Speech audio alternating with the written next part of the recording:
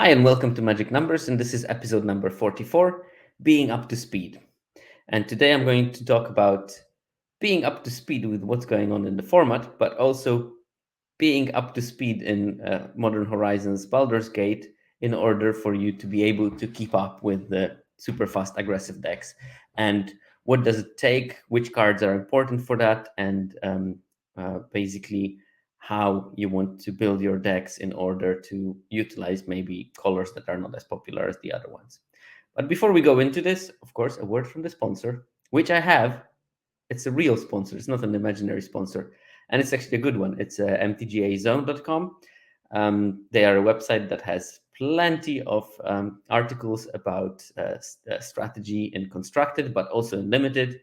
I'm writing for them, so there's going to be an article loosely based on part of the previous seminar this time. Um, but also you got articles from J2S Josh, who is one of the better content creators that there are in terms of limited. There are articles from Icky, so plenty of limited content to go around. And if you are playing not only limited but also constructed or commander, you will find things for yourself. I mean, Paulo Vitor Damaderosa is writing for them, so there is some quality, not only me. So hopefully you're going to give them a try. Not now. Wait for me to finish blubbing for the next hour and a bit.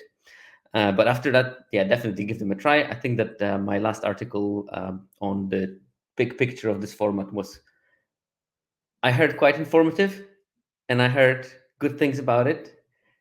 I liked it. That's why I wrote it. So you can check that out. And then hopefully tomorrow or the day after tomorrow, there's going to be a next one from me. But let's move to the seminar itself. Okay. The preamble today is about change in the formats. And I think that this is not a problem of Magic the Gathering. This is a general problem of humanity, is that we gain some kind of information, we learn it, we spend effort in learning that information, and then it's very hard to get off that information and update it with new situations as the facts change.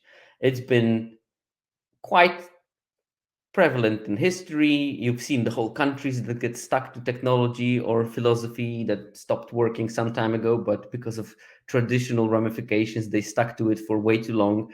And this was the reason why some countries that were absolute powers in Renaissance, Baroque, and Enlightenment waned because they did not jump into this new thing called Industrial Revolution. There's been examples from all over the world of that happening.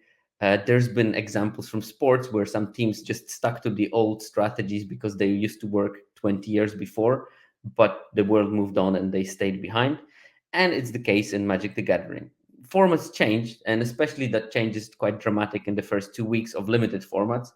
And if you don't track that change, or at least don't give a cursory look at that change, you might end up in a situation when you are doing things that were right a week ago but are no longer that profitable. And this is the case in this format. I'm going to talk about it in a second, but it's been the case in many other formats where you have a first week deck that is extremely powerful and potent and successful, and people start forcing it. And then there comes a moment where forcing that color stops being profitable, starts being a liability, but not everyone updates to that. Uh, my There are also things that happen in Magic the Gathering where people get the idea about certain format based on something that happened, then that changes, but they still hold the grudge. And I think that the biggest example I've seen so far in Magic's history was Throne of Eldraine, where in the olden days of bot drafts, for the first week and a bit, you could basically draft the Merfolk Secret Keeper deck. Merfolk Secret Keeper was a creature, an 0/4 for 1 mana, but it also had an adventure, mill 4 cards for also 1 mana.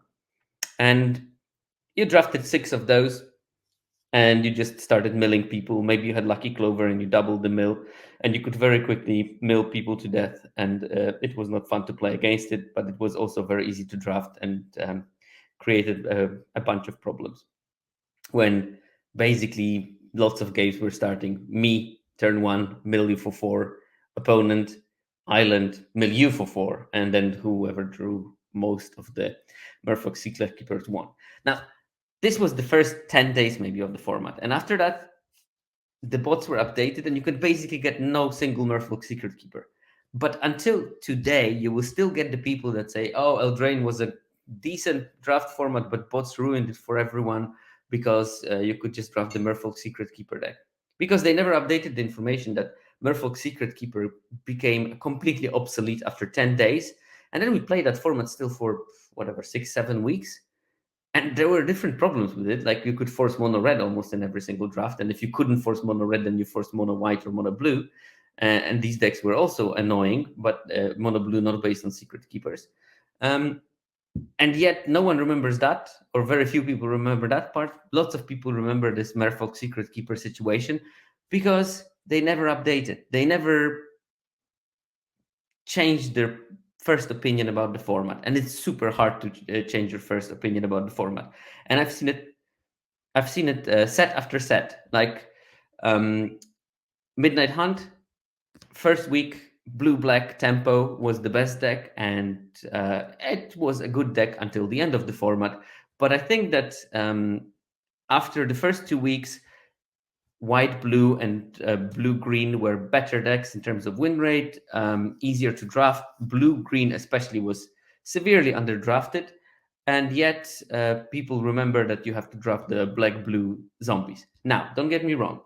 If you ended up in a pod where blue black was atrociously open, yes, you could have drafted first week, let's call it, blue black deck, and you could definitely trophy with that.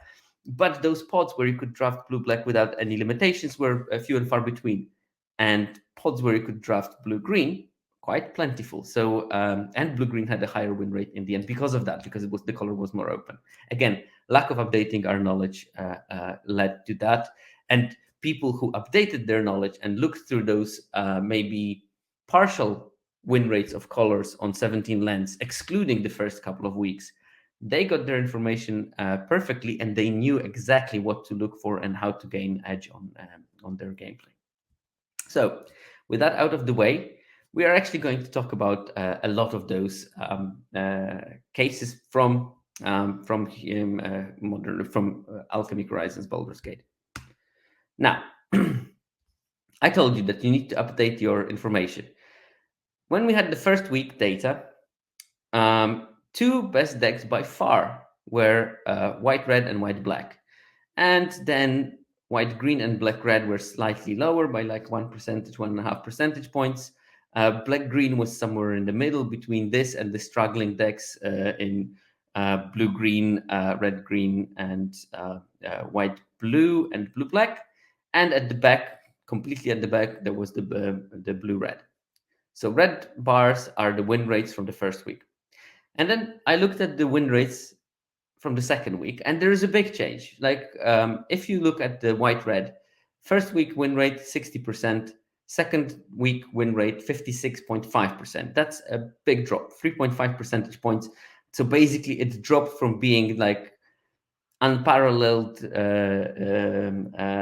winner of all the archetypes into being somewhere at the level of the first week's black green. And you will agree with me that black green was an okay deck in the first week, but possibly not something that you would like hope to draft, something that you might be pushed into drafting, and there are some lanes where it can be successful. White black also decreased by 1.5%, so slightly less spectacular drop from around 59.5 to 58% win rate. And at the same time, Selesnya, which was third, went from 58.3 to 58.5% win rate. So it actually improved, and this improvement is actually pretty significant because across the board, the 17 lands users win rate in the format dropped by around 0.7%. So if it increases despite the average win rate dropping, it means that Selesnya improved by quite some margin compared to the first week. And then we have black red, which dropped by 0.6. So that's that's the same as the general drop of the 17 lens users win rate when they are, after first week. Usually 17 lens users are quite invested, they know things.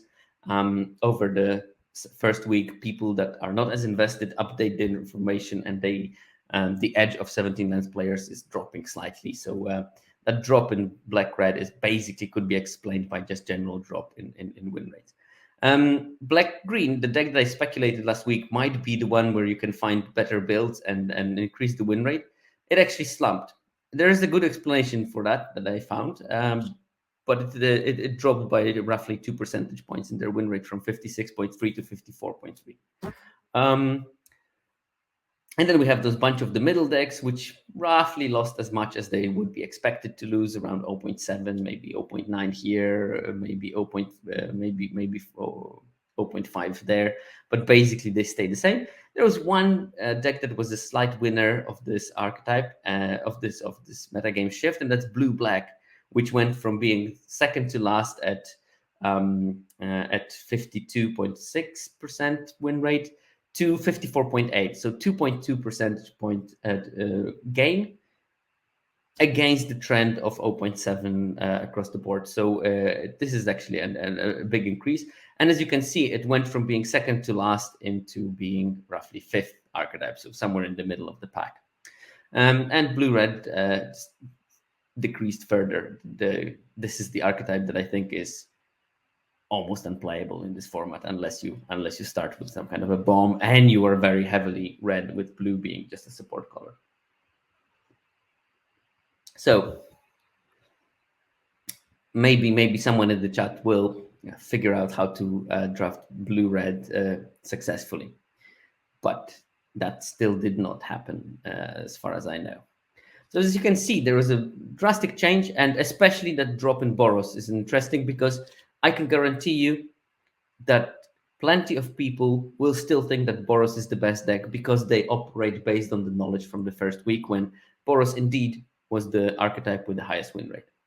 And also, even if you look at the 17 lens data right now, you will see that Boros is pretty high. You don't see that drop drastically because first week is when the most games are played.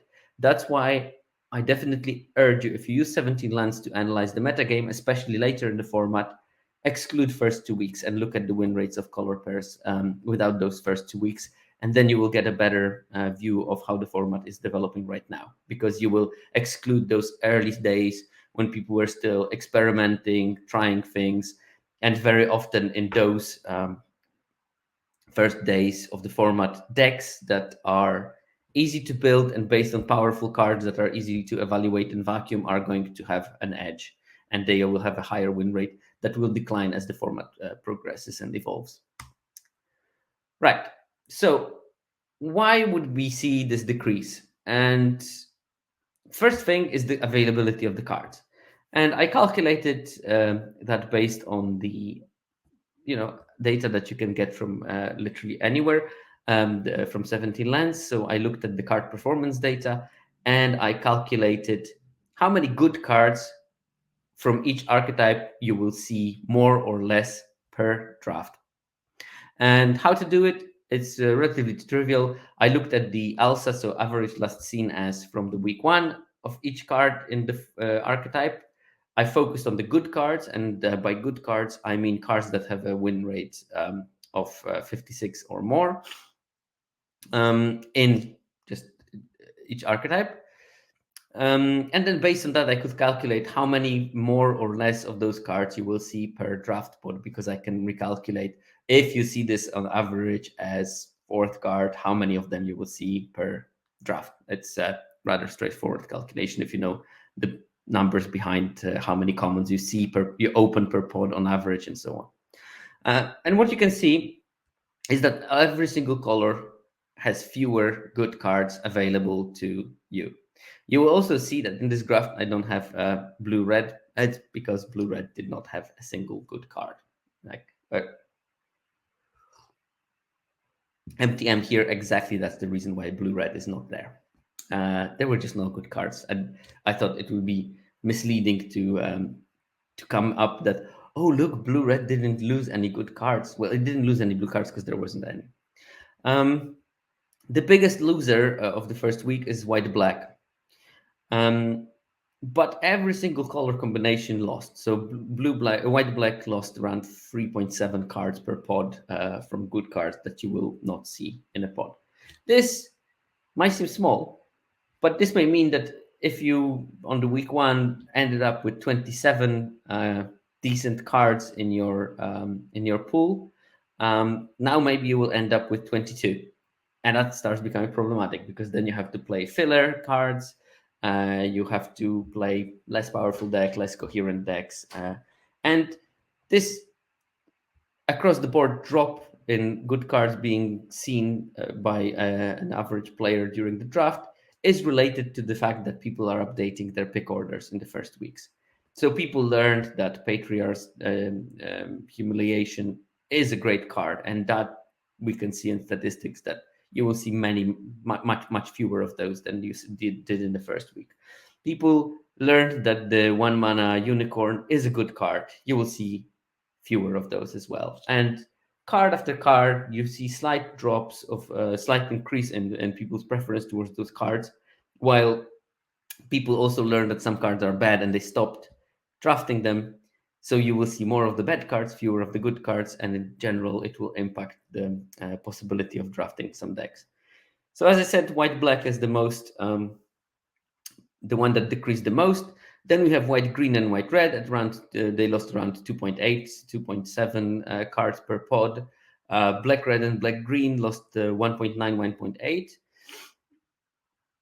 Then we have white blue and blue black. They lost around 1 card per pod, and red green and blue green lost little, but still a bit. So 0.4 cards or 0.3 cards, which means that you can probably draft relatively similar red green and blue green decks as you did in week one. But definitely you will not get as busted white black and white green and white red decks as you did in the week one. So this is the first information to be updated. But as you could see from the previous graph, white black, despite losing all those cards, did not lose as much equity in terms of win rate as white red did, even though white red lost fewer cards of those good cards per draft. This has something to do with white black being just deeper colors.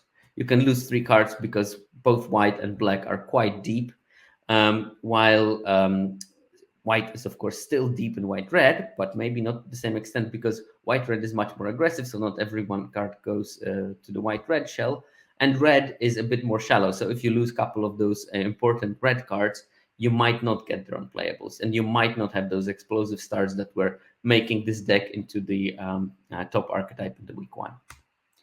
So which particular individual cards were the biggest movers in terms of how people started picking them? And this is the change in ALSA between week one and week two.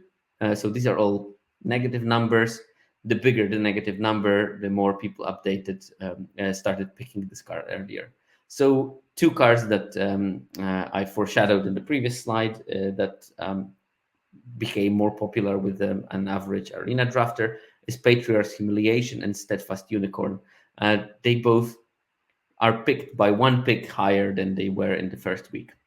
And then the next 2 cards at 0.74 picks higher and 0.64 picks higher are Genasi Rebel, Rouser, and Soldiers of the Watch.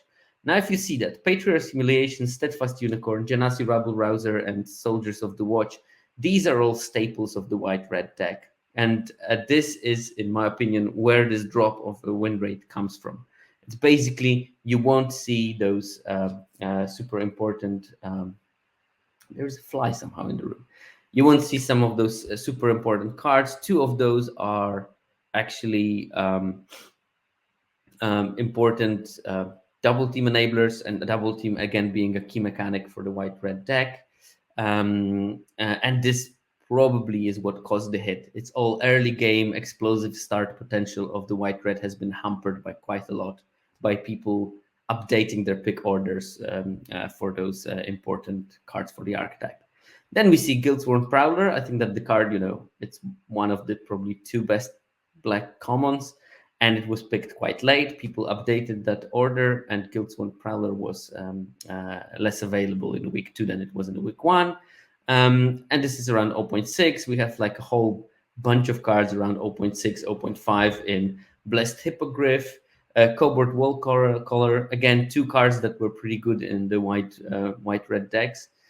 We have a Vampire Spawn Sepulchre Ghoul. This is hurting the white-black probably the most, but Vampire Spawn can hit, generally multiple archetypes whenever black is involved.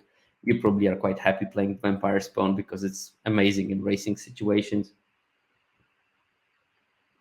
We also have Flaming Fist Dusk Guard, the 3/1 for 2 mana. Again, another card that white-red would be quite happy playing multiples of. And we have Sewer Plague, black removal. Again, it would fit in every black deck.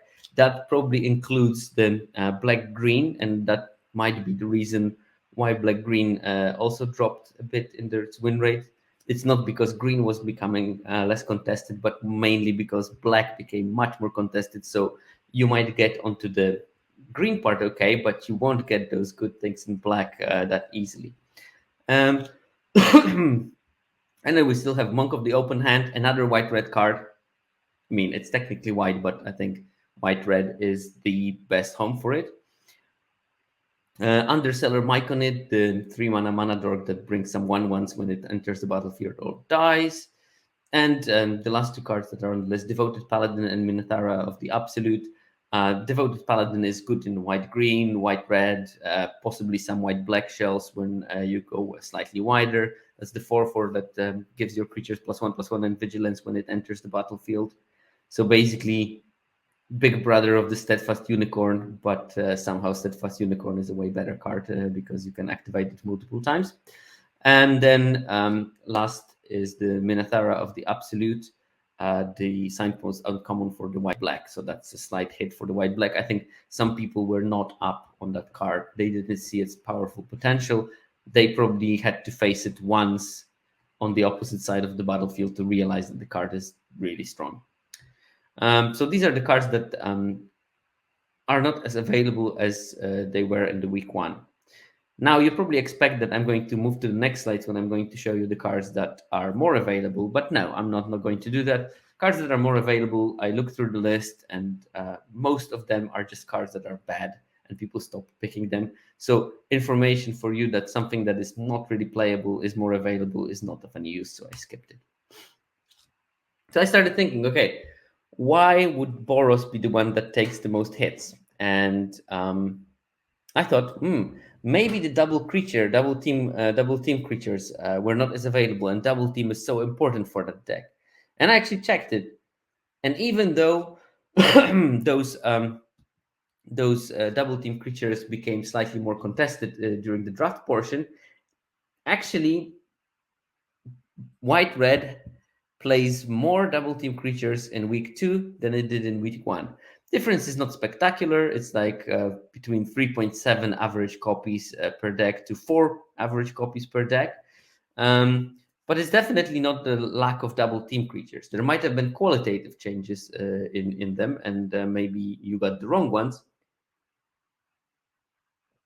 And I would venture a guess that you will probably see fewer of the 2-drop double team creatures, and probably because people figure out the double team is so good, you will see more of the more expensive ones, which actually are not that amazing. So that might have caused it, but it's definitely not by sheer quantity of the double team cards. And actually, most of the archetypes that realistically play double team creatures had a slight increase of those in the lists.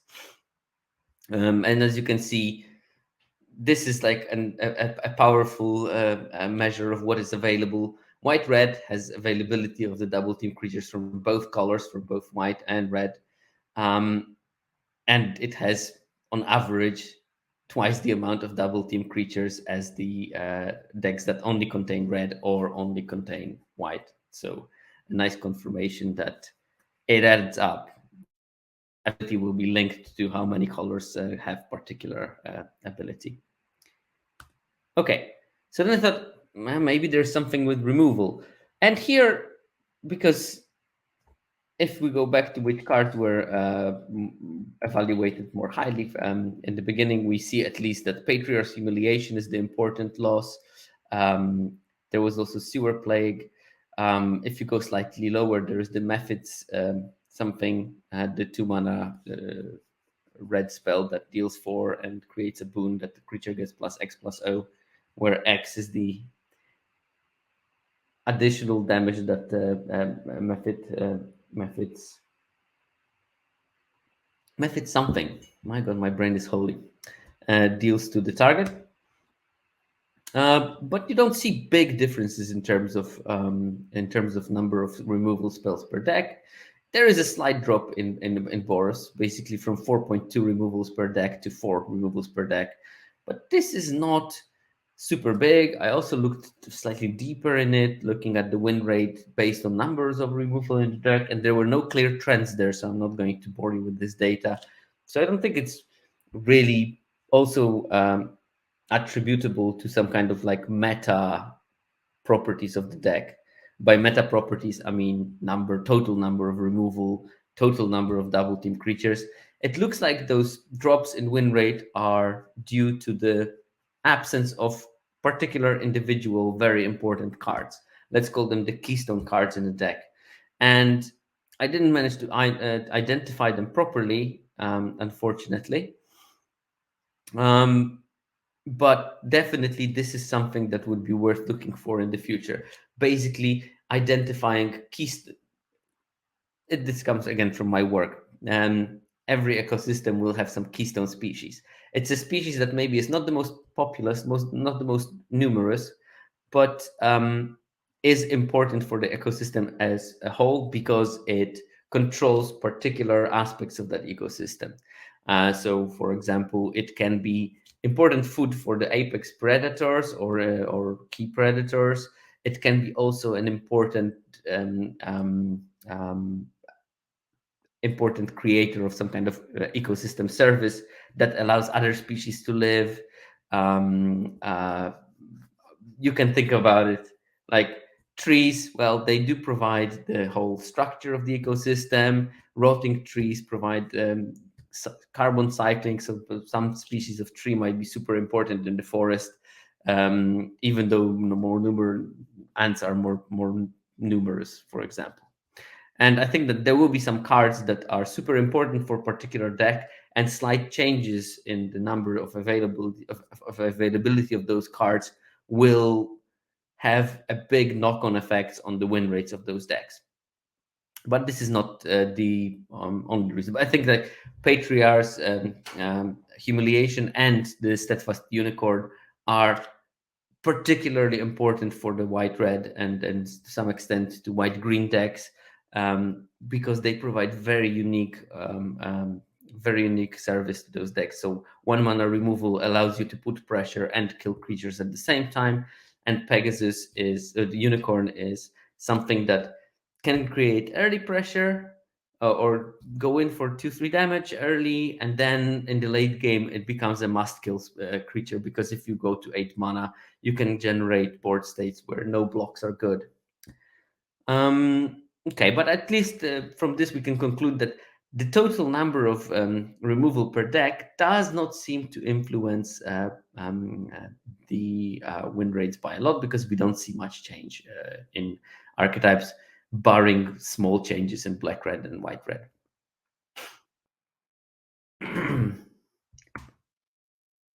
So this is a slide from the previous week, just to show you that Alchemy Horizons Baldur's Gate is one of the fastest formats, or it is the fastest format from any set in the recent history. And it also has the highest disparity between being on the play and on the draw. So basically, if you're on the play, you win 53% of your games. If you're on the draw, you win 47% of your games. So there's this 6 percentage point split between win rate on the play and on the draw when you normalize the data. And the games lasted roughly 8.8 turns. And then the second set on that list, which is AFR and Midnight Hunt, were around 9.1, and things like Street Haven were approaching 10, 10 turns a game. So big difference between those sets. But first of all, the duration, this is an average number. And average numbers in non-uniform samples are tricky to look at. Because when you think about this 8.8, this will be a combination of the long and dirty games that ramped blue-green decks have and very rapid, very aggressive games that white-red decks have. So I'm all into going a bit more granular into those things and trying to look at, okay, we know the average, but how does it vary from the archetype to archetype? And this is exactly that list. I ordered the archetypes on total win rate across 2 weeks. So this is the white black was the most winningest deck over the first 2 weeks. Blue red is the most losing deck. And we see quite a variety of different numbers. So, for example, white black will win on average with 9 turns, and it will lose the games in 9.5. So it's probably a bit aggressive because the decks that kill faster than they lose are usually the aggressive one. Because if they kill, they do it fast. But if they get killed, you can't kill them super quickly because you need to first stabilize, and then you can't even commit because probably your life total is quite low. So you need to make sure that you're not going to die on a crackback by some haste creature or something. And this 9 turns, that's around the average speed of the actual set. Now, white red, it kills in 8 turns on average. That's super fast. That means that there's a lot of games that end on turn 5, 6 in those white red decks. And then if it dies also pretty quickly in 8.9. But it still shows you that this is definitely a proactive deck. If it runs out of steam, you can still kill them very quickly because you had to spend a lot of time stabilizing against this ultra aggressive archetype. But then we have things like white green, which win on average in 9.2, lose on average in 9.7. So the games go much longer. Like you can see, it kills in 1.2 turns slower than white red, and it also dies almost a turn later than the white red deck. So this white green is definitely pushing the game into longer stages. And we have, I think that if we look at it, we can sort of see we have 3 aggressive decks: white red, black red, and red green. Even though red green doesn't have a phenomenal win rate, but it at least tries to kill relatively quickly. It just doesn't do it very well. And possibly blue red, but I wouldn't count as a deck at all. And then we have a couple of the decks that are sort of mid-range to control range. So black green, it wins on average in 9.6 turns, so 1.5 turns later than white red, much slower. It really wants the time to stabilize. It really wants time to drop those Linorms and then kill with those and whatever. We have the blue black, which is similar. The only difference is that blue black takes longer time to kill than to die, which means that this is definitely a kind of controlish deck that its main problem is stabilizing, which it doesn't always manage to do. Once it stabilizes, it will kill you, but might have problem with surviving to that stage. Although clearly something happened over the week between weeks 1 and 2 that helped it ever so slightly. And we have the white blue. White blue is really slow. So when you look at it, the 9.7, 9.6, this is sort of average speed of Strixhaven, the slowest format that we had in the last year and a half or so. So white blue is not the fastest deck. It doesn't die very early, but it also doesn't kill very early. So it doesn't look like there's an aggressive deck in there. It's just like a control-ish, maybe slightly grindy, attrition-y kind of deck. And blue-green. Now this is same as with blue-black. This is a deck that has mainly problems with stabilization. It's favored in the longer game, and it wins those long games. And the games it wins are longer, so it doesn't have that capacity of early onslaught on the opponent's life total. But that's not all. Of course, we also looked at the game length, but we also looked at the play or draw win rate. On average, it was 6 percentage points difference between being on the play and on the draw. but I also calculated the win rates of on the play or on the draw for each individual archetype. Why is this disgusting fly here? Go away. And the first thing that should strike you is the chasm for white red between being on the play when it has 63.6% win rate and being on the draw when it has 54.4.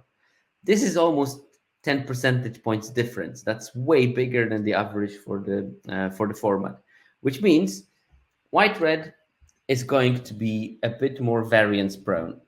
I played a draft 2 3 days ago when I was on the draw 8 games in a row. 8 games in a row, I was on the draw. Needless to say, I did trophy that draft, so kudos me. But it can happen. And if you play white-red deck, even if it's a good one, if you are on the draw 5 times in a row in the first 5 games, you're very likely not going to trophy that draft. You're very likely going to actually go out at that stage, because your deck does not deal particularly well with lack of initiative. And especially, I think, in that second week when you also don't get this early interaction that might even, let you flip from being defensive to being aggressive on turn 3, when you play your 2-drop and you kill their 2-drop and you swing for something and you completely change the game dynamics. And black-red has a similar problem where it's basically it's basically similar to white red, slightly smaller difference. So small Sam says that turn 1 war color, cobalt war color, that is on the play, is much more scary than the draw. Yeah, and that's exactly it. I mean, the initiative for this deck is do or die in many cases, especially that it's the most commonly drafted deck, so we'll play a lot of mirrors. And if you're on the draw, then the opponent is on the play. There's no way around it.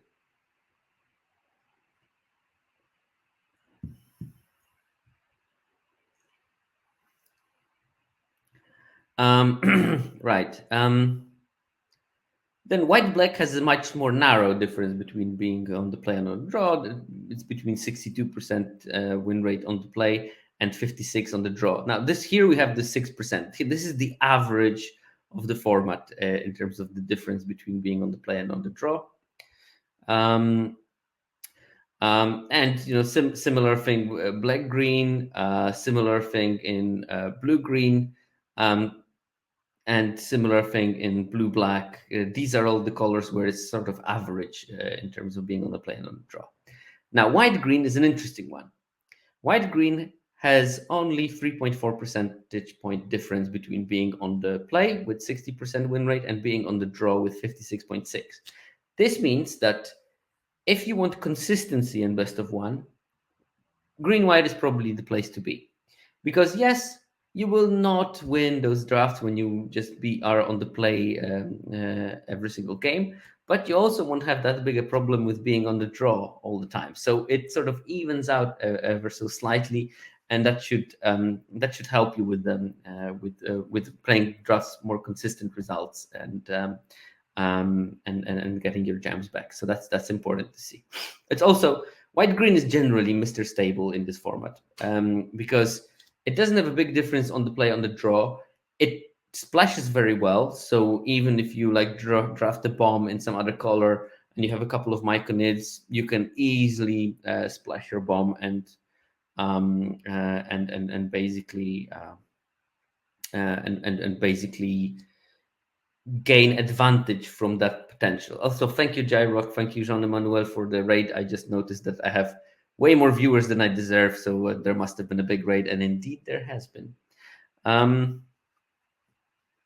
Yes, exactly. It white green can have this fast start potential, and also it can go over the top. It can be play aggressive early game, but it also can have a linear that's just waiting there to pounce on the top of the curve. I'm a big proponent of white green. I think that it's probably the best archetype in the format right now. That's my opinion about it. In terms of being able to be drafted consistently, there are several builds of it. I recently drafted the actual live gain combo because I started the draft with Prosperous Innkeeper into Prosperous Innkeeper, and then picked a couple of unicorns and Trelasara, and then some good white and green cards, and I managed to draft to do the thing. But if you don't have the thing, I'm pretty sure you can still draft a very solid deck, and you can flip between being aggressive, between being controlish. So I'm really singing praise of white green in this format. I think it's maybe slightly underappreciated in behind all the talk of the Mardu color pairs, which are good. Don't get me wrong. I just think that white green is more um, solid. I think what it lacks in explosivity, it gains in consistency. And here we have red green. Red green, another deck that has a big drop off in terms of being on the play and on the draw. It's 58% win rate on the play and around 50 on the draw. So there's it's bigger than the expected gap. And white blue is one of those decks that have a small difference, very much like white green. But unfortunately, small difference, and it doesn't have a high win rate in general. So it's 55% win rate on the play and 51.5 on draw. Averaging somewhere in the 53. So it's like white green, but without the good cards. And guess what? Because it has blue. So no surprises there. And blue red, adding to its lack of power, we can also add lack of consistency.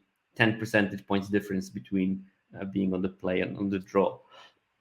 So probably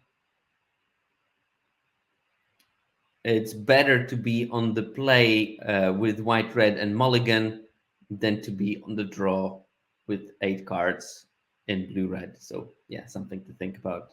Avoid that color pair again if you can. So these are the sort of things about how to keep with the shifts in the format in the first weeks, and things that have changed. Things that have changed over the first week. I hopefully highlighted them at least partially for you. But the second part of the seminar, I wanted to talk about a concept I introduced 20 weeks ago or so, maybe 24 weeks ago, half a year ago, maybe. And this is quantifying aggro-ness, mid-range-ishness, and controllishness of decks by using the data from 17 lands. And to do it, I used some maths, but it's a very simple maths that anyone can do. It's I really like my methods to be simple. They don't have to be like dumb, but I'd rather not overcomplicate things. So any of you, if you get on the public data sets from any set, you can actually replicate the calculations I did. I'm going to tell you more or less what I did, so you can figure it out. But generally, to discuss the concept of aggro control in midrange, I need to define them in some way. And I defined aggro as decks that want to win as early as possible and shorten the game to the max by applying early pressure and trying to gain card advantage by not allowing opponent to play their cards in the right order and in the right time, and never in some cases, because you can't cast a 7-drop when you're dead on turn 5. So, Then there's control. Control wants to prolong the game until your unstoppable engines take over. I mean, unstoppable used quite loosely. I'm sure that they can be stopped in some way. But you definitely should have tools to have this inevitability late in the game, that if you survive the early storm, you can take over the game, and there is nothing that the opponent can do because they play their silly aggro and they have 2-1s and you have like 9-9s or whatever. And there's the mid-range decks which are able to play the long game, and they have something that will be, give this at least illusion of this inevitability that controls have, but are also capable of explosive starts, which can take over very quickly. So they can play control against aggro because they have a better top end than the aggro does, but they can play aggro versus controls because they have a better aggression capacity, and they are sort of ending in the middle there. So to try to figure out how I can figure out which deck is which, I thought about every card in your deck will have an impact on game duration if it's drawn of some sort.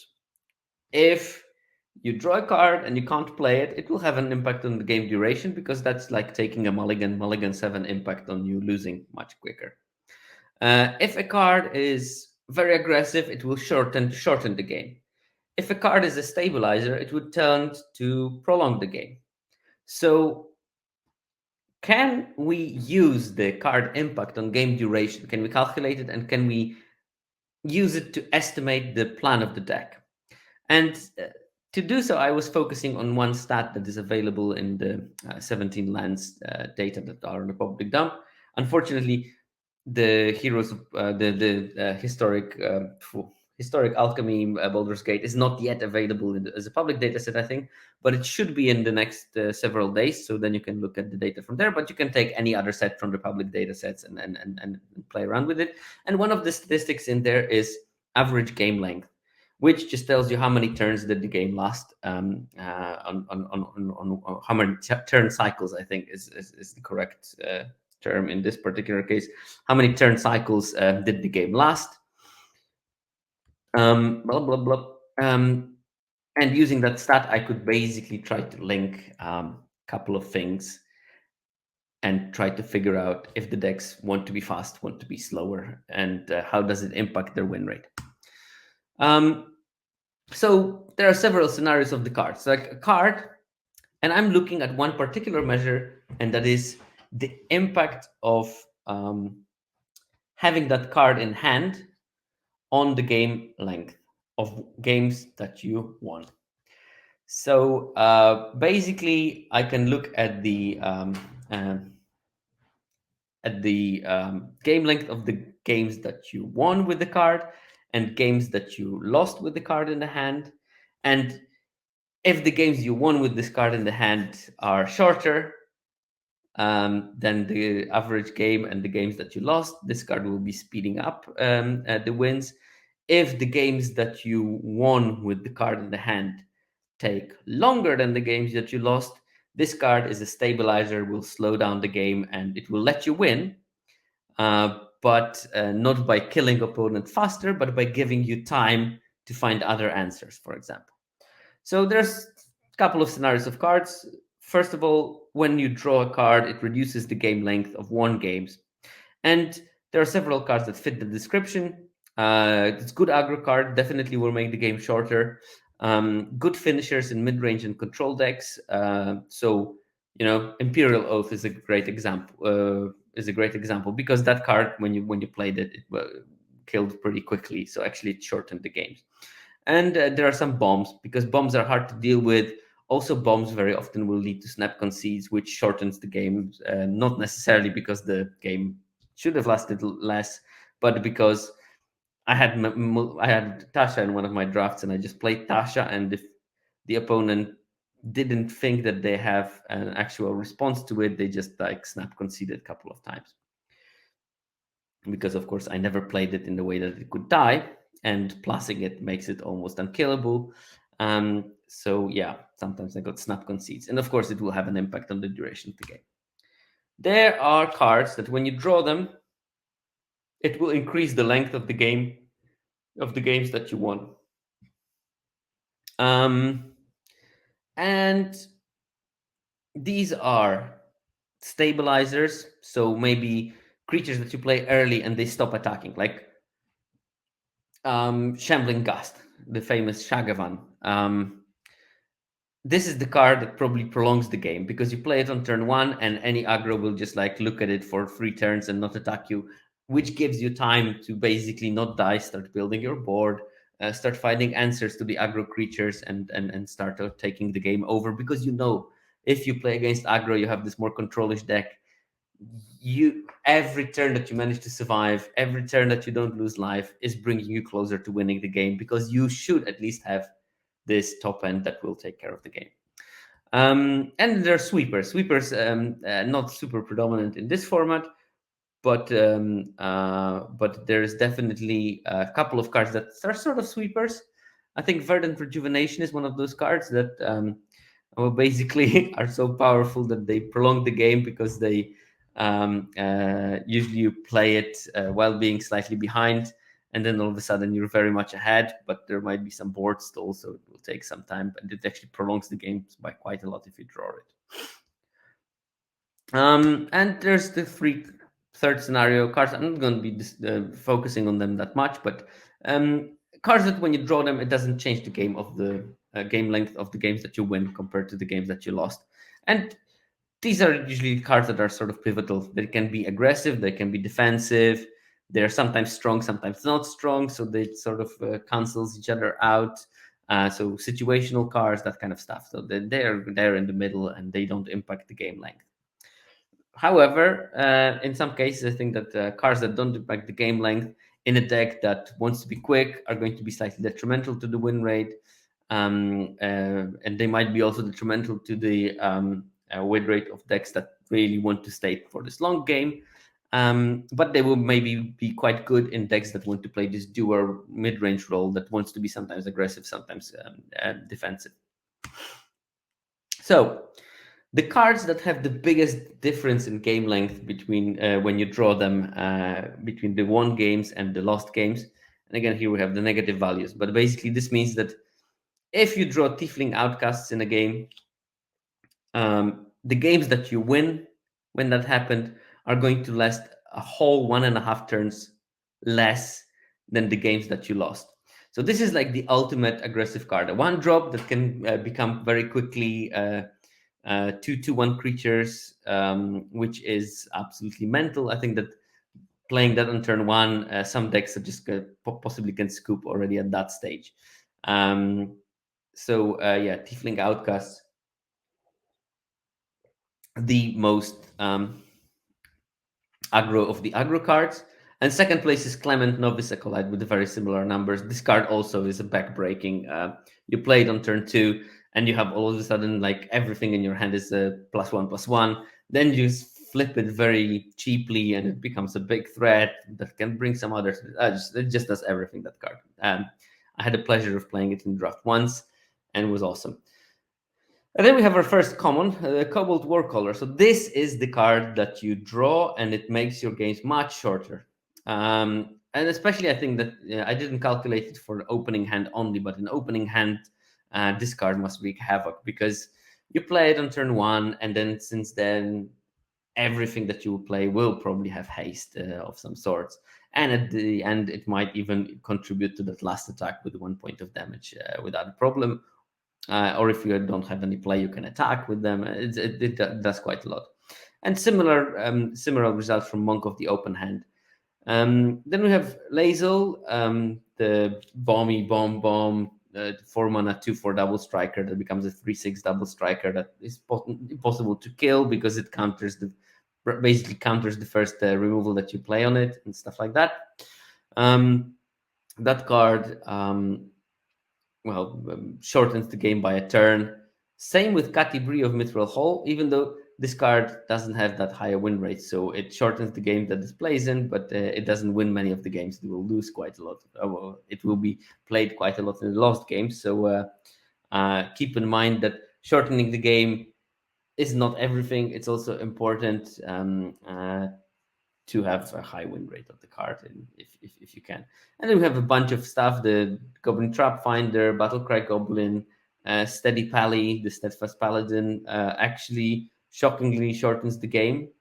I don't know exactly why Steadfast Paladin in particular is so good in shortening the game. And we have a bunch of those. We have a bomb in Willpack Bound Duelist. So I told you bombs can shorten the games because they're just bombs, and this one really can flip the board state on this back. Flaming Fist Dustguard, Bullscare, Tollkeeper, similar numbers, also shortened by 1 turn.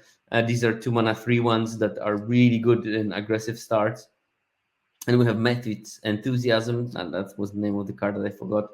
The Deal 4 that I mentioned before also shortens by 1 turn because it's a cheap removal that lets you apply pressure while at the same time attacking opponent's board. And we have Kalane, a ramp aggressive creature that also can make your things bigger. So it's sort of like a poor man's Clement when it can give +1/+1 to a couple of your creatures that you play later. And Trelasara, which when it hits early on turn 2, and then you play some Priest of Ancient Lore or something, can go out of control very quickly. So these are the cards that have biggest impact on the game duration. But of course, like bunch of those cards were rare and uncommon, so I decided to also look at the best commons in this category. We already talked about Warcaller, Battlecry. Well, why is Battlecry Goblin? It's an uncommon there. Steadfast Paladin and Flaming Dustguard. We already talked about that. We also see Hobgoblin Captain. Shambling Gust was actually shortened games, probably because it's mainly played in the black-red, which is quite aggressive, and black-white, which is also decently aggressive, at least can be. Patriarch's Humiliation, another card that shortens games. Steadfast Unicorn. You come to the Null Camp. That's literally designed to shorten games as a card. Soldiers of the Watch, the double team creature, Dragon's Fire. All those things are quite aggressive. We have the Dragon's Fire, Sepulchre Ghoul, Valor Slinger. You hear something on Watch, which in this format is used aggressively. This is either deal 5 to an attacker or give +1/+1 to the team. I think that this is used for racing quite a lot because it can allow you to attack, not caring about the crackback because you can kill something, or allow you to attack and blow out the opponent with a combat trick when there's multiple blocks involved, or just go surprise lethal if someone thought that they will stay at 3 by not blocking 3 creatures. And Genasi Rabble Rouser. Now notice that lots of those cards that impact the game length the most were also the cards, when we go back to the early slides, were also the cards that were evaluated much more highly between the first week and the second week. Patriarch's Humiliation was on the list. Genasi Rabble Rouser was on the list. Soldiers of the Watch on the list. Kobold Warcaller on the list. Sparkle Ghoul, Flaming Fist Dustguard, Monk of the Open Hand. All of those things were on the list of the cards that were evaluated by the community higher in week 2 than in week 1. Okay, now the cards that make the games slower. And here we have a bunch of so here I had a problem because lots of those cards that make the game longer still don't win. And by that I mean there's bad cards. There are cards with 48% game and hand win rate, with 51% game win rate. So I only looked at the cards with over 53% win rate, and even with that kind of low threshold, it was had to go really far to find enough of the cards that were slowing down the game. But we get Snowborn Simulacra, the mythic rare in blue, that basically conjures copies of creatures of permanents that you targeted into your hand. If you can do it with X permanents, and if the X is 5, you can actually cast one of them for free.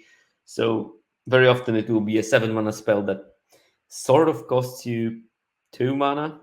You draw 5 cards for 2 mana, and you put one of them on the board because you will probably copy a 5-drop, maybe even a 7-drop, and then you're in the money zone. You pay 7 mana for something, you get 7 mana of creatures plus 4 cards in your hand that are spells, which is great, or lands.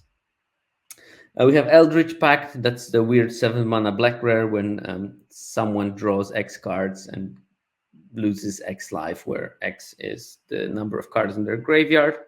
Still don't know how to use this card. I've seen it in some decks, and I'm quite curious how that played out. It would be worth investigating. But we have Earthquake Dragon, a card that makes the game last longer,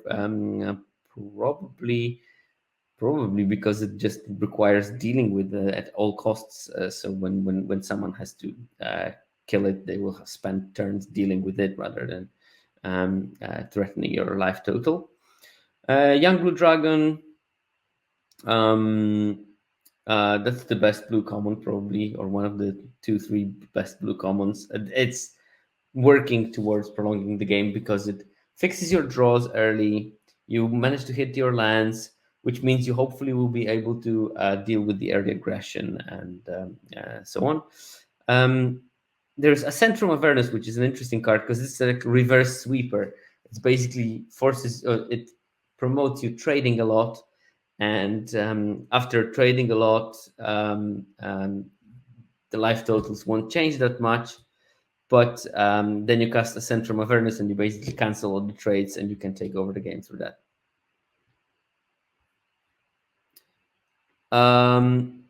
Trumpet Man. Oh yes. By the way, amazing episode. I was just listening to it when I was preparing the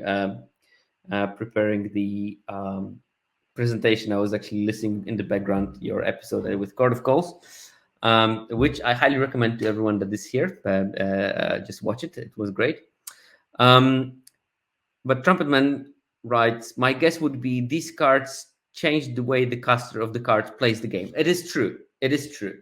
And it's worth to note that all those numbers are based on averages. And when we have averages, you will always have a deviation from the mean. And it will change a lot by how the players plays.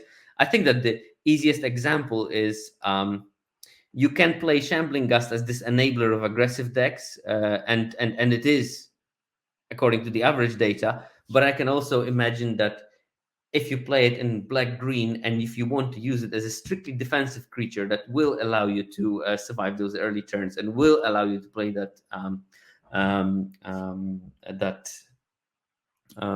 high-end bombs or high-end big creatures. I think that then it will behave in a very different way. This is like a metric I'm still trying to master and perfect, and because of that, I didn't go as granular into it as I would like to. But definitely, I agree with the fact that it might be dependent on both how you play and both in what context it's being used. So, in which type of deck. So, even the same player, but playing in a slightly different archetype or slightly different build of the same deck, will change how the game plays. Couple of cards that I think that are important to see in here is Kaga, the Shadow Archdruid, and Chrysal of Baldur's Gate. Relatively cheap drops with lots of toughness that can prolong the game, but also played in the archetypes that specifically want to make the game longer. So this might be the answer to you, that this is not only defined by what the card does on its own. This number mainly shows you how good this card is in doing it, but it will be defined in what the archetype wants to do as in total, and and that's probably why those things are here. And then we have a bunch of other things in Emerald Dragon, Urcult Elemental, Alwando, the Seer. I think that one slightly interesting thing is it's quite intuitive, but you know, intuitive things don't always get confirmed by numbers, but a bunch of the creatures that are in this category will have a higher toughness than power, and obviously the reverse is going to be true for the ones that are aggressive. More power, less toughness, shortens the game, basically.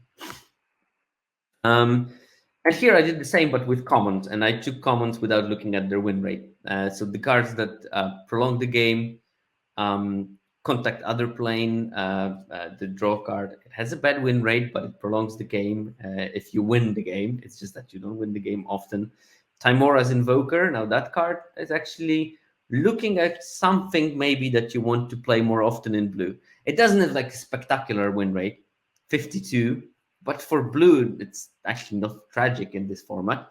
And it prolongs the game nicely. It has a good top end reward if you manage to survive till then. That will hopefully allow you to run away with the game.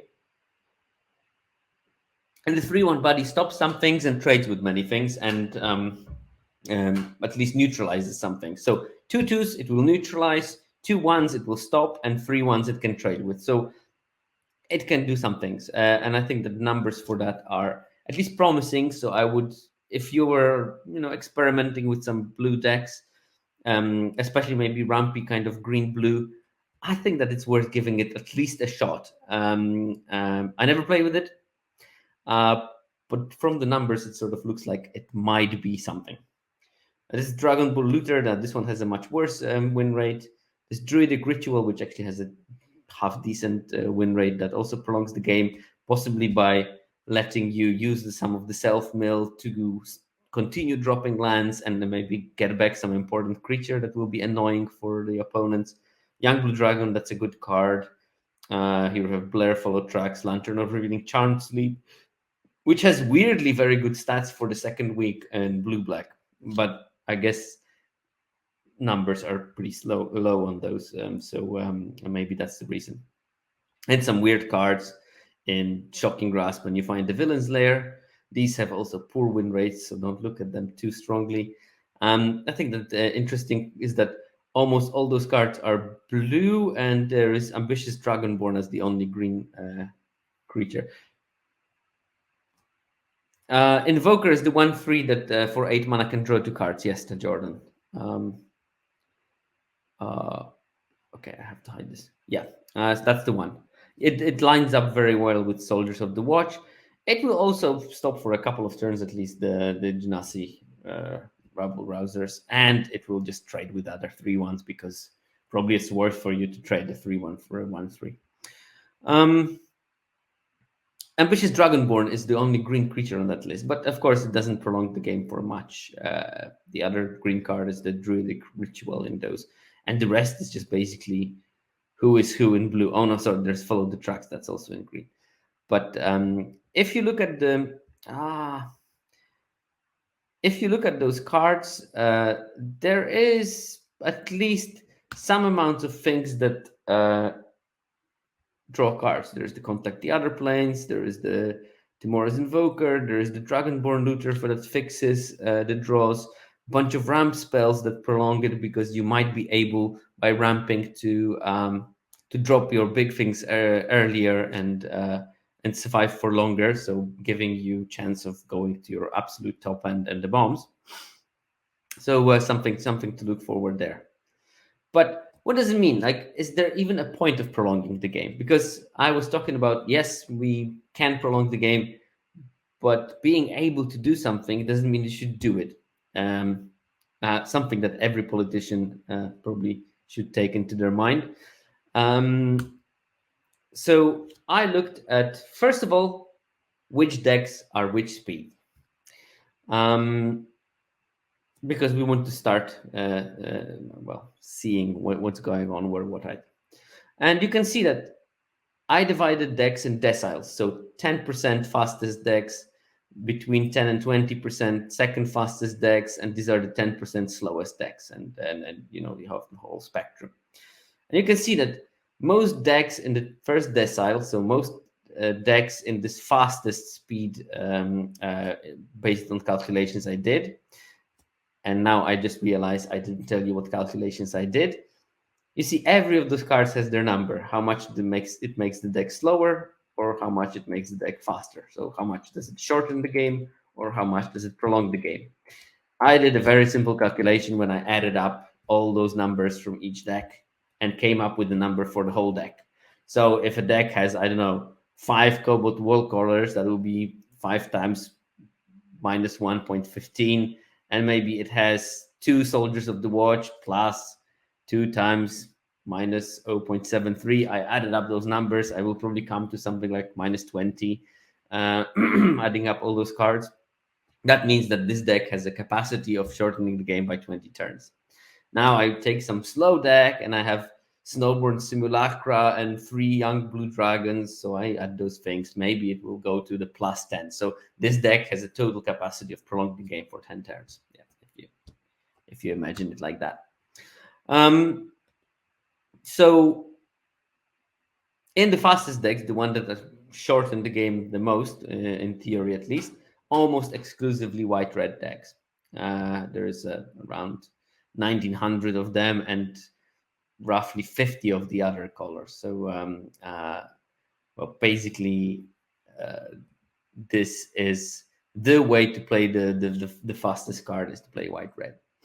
But as we discussed before, playing this fastest deck comes with a punishment. So you will win on the play a lot, but you will also struggle winning when you're on the draw. And there are slower versions of the white-red, the one in the second decile. Even in the third decile, we will find some of the white-red decks. Now, the second fastest archetype is, at least according to this data, probably white-black. But white-black is not that dominant in the first decile. It will be happening somewhere in the second, third, fourth, fifth decile, occupies a bit wider space of solutions. So there will be quite a range of those white-black decks from like super aggressive to more grindy versions of it, like even some handful of slow white-black decks. So it's not a true mid-range. It's more like an aggro tinted mid-range deck. Then the first fastest black red. So you see all the Mardu colors are on the aggressive part of the spectrum. I think that you can say that black red is just slightly slower than white black, and it possibly has something to do with the fact that those white two drops are so aggressively tinted. There's so many 3/1s in this format, and if they are not 3/1s, then they are 2/1s with a double team, so practically a 4/2. So black red decks seem to be a bit slower, but they are comparable with white black. And then the next one, I think that this is a true mid range deck, is white green. White green that doesn't have the most aggressive decks on the spectrum, so not much in the first and second decile. Actually, nothing in the first, couple of them in the second decile, but then they start to pop out and they sort of like dominate this area of the fifth, the sixth decile. So basically, halfway in terms of the speed, you will find those white green decks, and then we enter the realm of slower decks. So you see, this is probably one of the problems with red greens. If we go back by many slides, but we will do that. Red green has a big advantage of being on the play and not being on the draw. So it sort of looks like an aggressive deck, but actually the cards that it has to use are not so aggressive. So it's these are the cards that prolong the game, because I think that green two drops are not particularly aggressive except for the Null Hunter.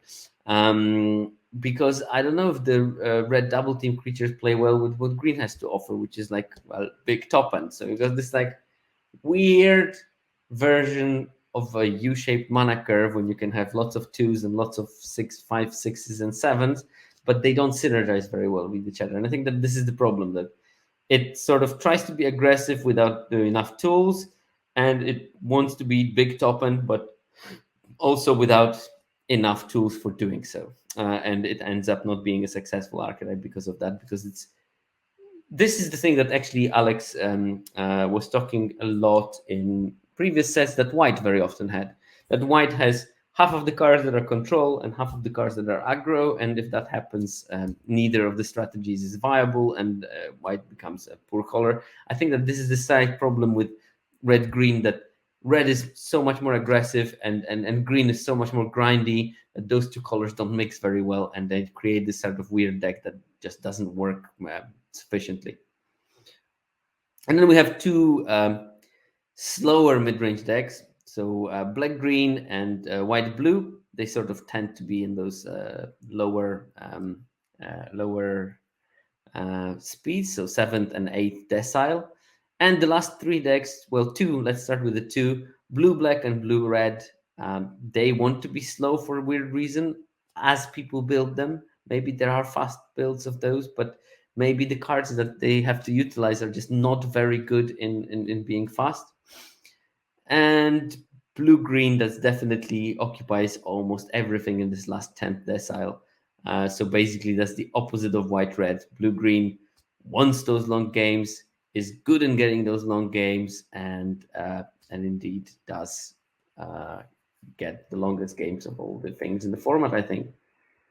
Because blue green, well, maybe with white blue, but blue green kills in 9.7 turns in the fastest format in living memory. So there we go. But then I decided, okay, we know in which decile of the speed measurement each deck is, but how being in a decile sort of reflects on the deck's win rate. So I looked only at the ones, and small sample sizes here, because I had to necessarily use small sample sizes. This is not a number of games, this is number of decks. Let's keep that in mind. So I looked at the win rates of decks in each of those squares, but of course I didn't want to look at the win rate of 3 decks, because no. So I looked at least for 100 100 decks in the square, and 100 decks will mean probably roughly like, 6-7 games per deck, so 600 games in each square. And I excluded all the ones that didn't have those 100 games. But one thing that is relatively interesting in here is that you see that the faster versions of those decks have a slightly higher win rate. And look, white black from the second and third decile have roughly 66% win rate, and then from fourth and fifth around 60% win rate, and then we go to 50% win rate if you make a white black in the slower part of the format. This was not the case when I last did this analysis for was it Crimson Vow, I think. So this is something specific for Heroes of Baldur's Gate. Speed is the way, it seems, and the faster versions of the even of the slower decks are doing better. We see the same in Black Red. Fastest version of the Black Red 66.8. Then it drops to 60. Then it drops to 55. Then it drops to 53% win rate. So basically, the slower those black-red decks become, the less they win. So you want to focus on those cards that shorten the game, because it seems shortening the game is still the strategy here. And it's also the case in something like blue-black, when there is a 60% win rate of the blue-black decks that are in the 9th decile, and 10 and 52 for the ones that are in the 10th decile. Now, there might be a very easy explanation for that. And that I told you that one of the categories of the cards that speed up the game is bombs. So if you have a blue-black deck with bombs, it can be actually a serviceable deck, because, as I told you, those control decks want to have this inevitability. And having bombs in your deck gives you the inevitability, because bombs are hard to deal with. And if you are playing the long game to draw into your bombs and win the game like that, fine.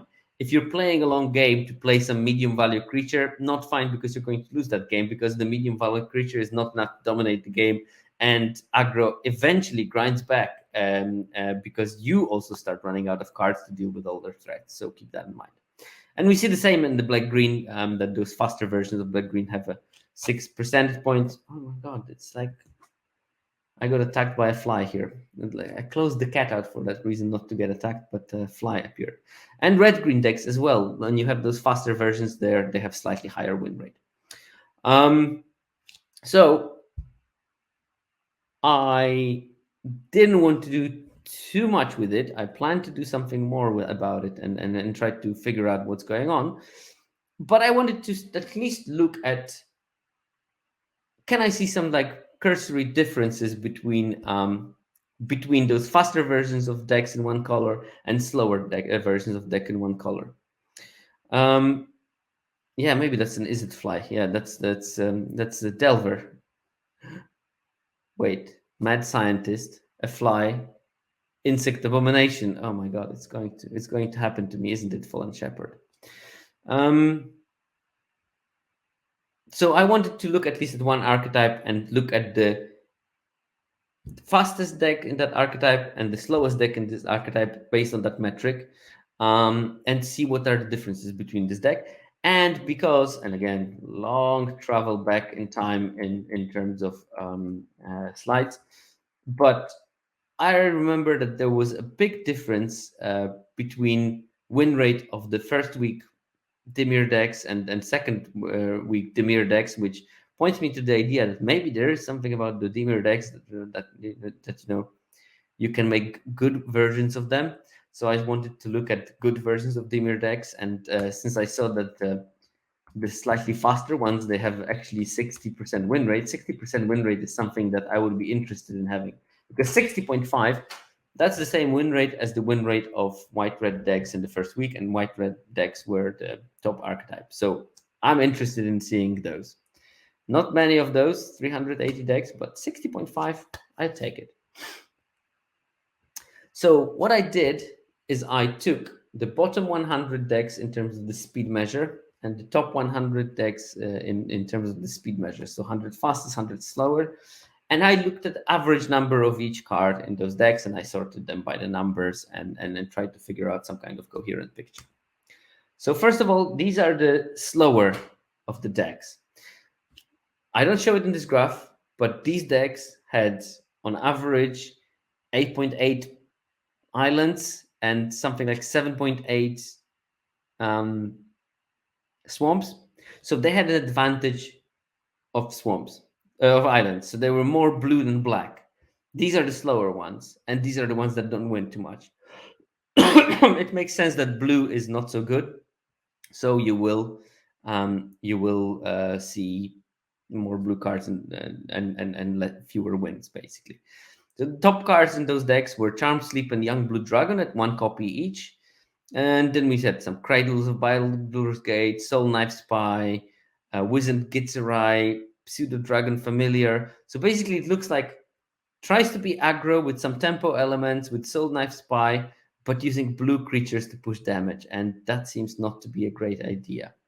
There is Val, the specialized creature, Earthcloud Elemental, and Sewer Plague, and Clever Conjurer makes up for the cards that are over a half a copy on average in those 100 slowest deck.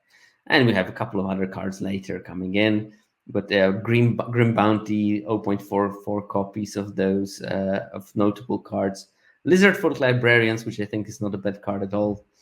Also around half of a copy per deck of those.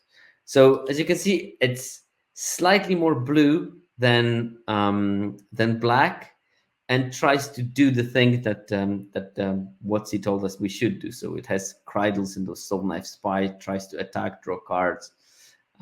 Pseudo Dragon Familiar tries to give flying to your things, so also they cannot be blocked and can connect. So we got that kind of stuff going on here.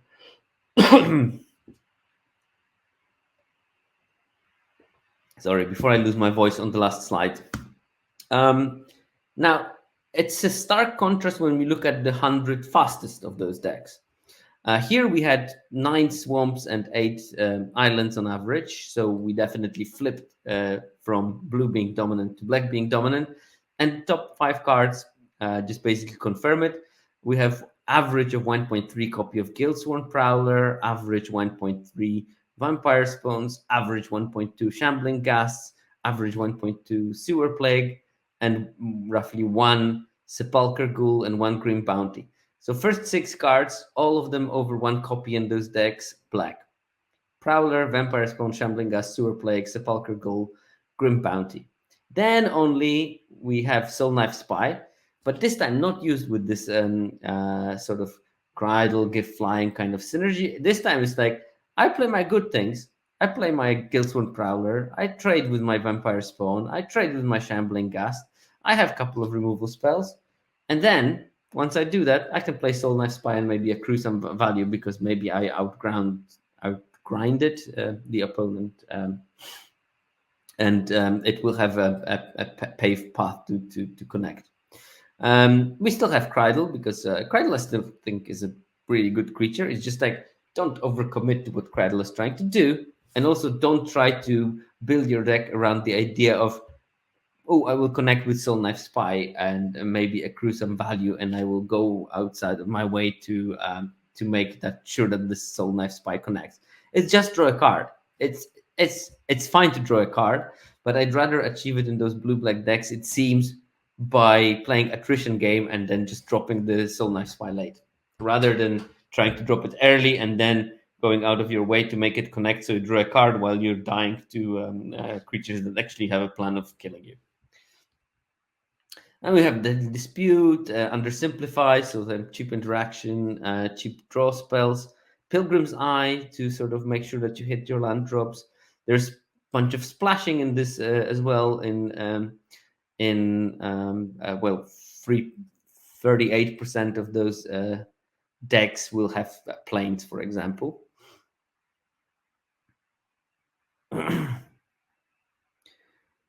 Yeah, Thief's Tool, solid disappointment. What is super interesting is that these decks, 30% of them had a Tasha, Unholy Archmage. And this is, I think, an interesting point to talk. Like, you shouldn't be probably looking to draft blue-black. You should have a good reason to draft blue-black. You should open a very good reason to draft blue-black.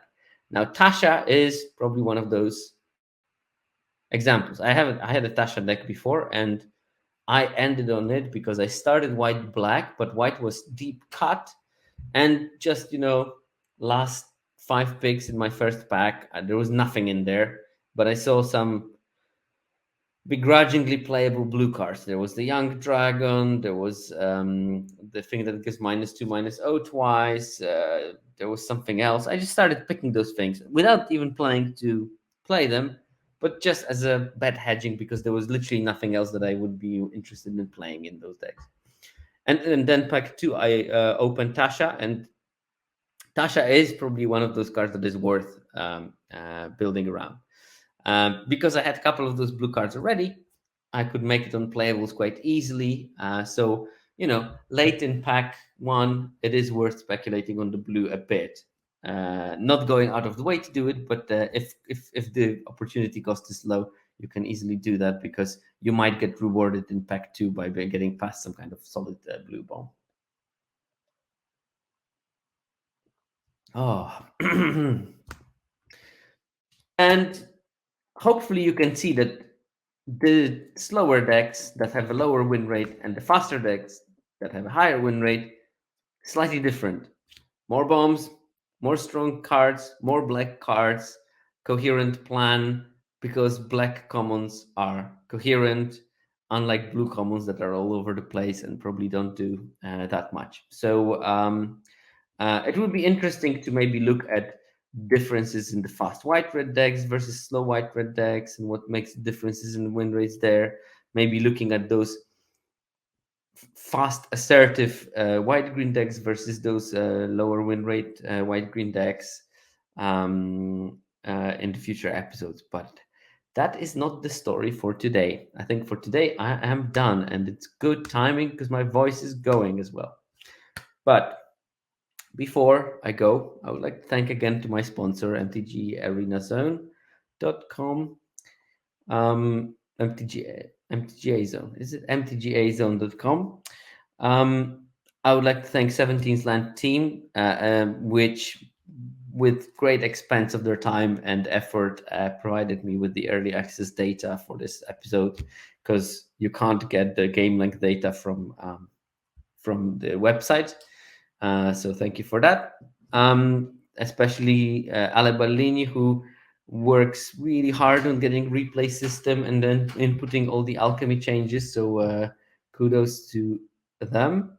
I would also like to thank Fake Jake Brown, who is helping me to release it in the podcast form. I think from the last episode, due to my coughing and drinking tea, he managed to trim out 10 minutes of silence. So in the podcast version, it might be actually a bit more fast flowing because I just trim stuff out. I'm not like Corticals that can talk non-stop without any pause for 3 hours. And talking about the podcast, big thanks to Mana Junkie and Esescu for the music that I'm using. And I'll see you next week.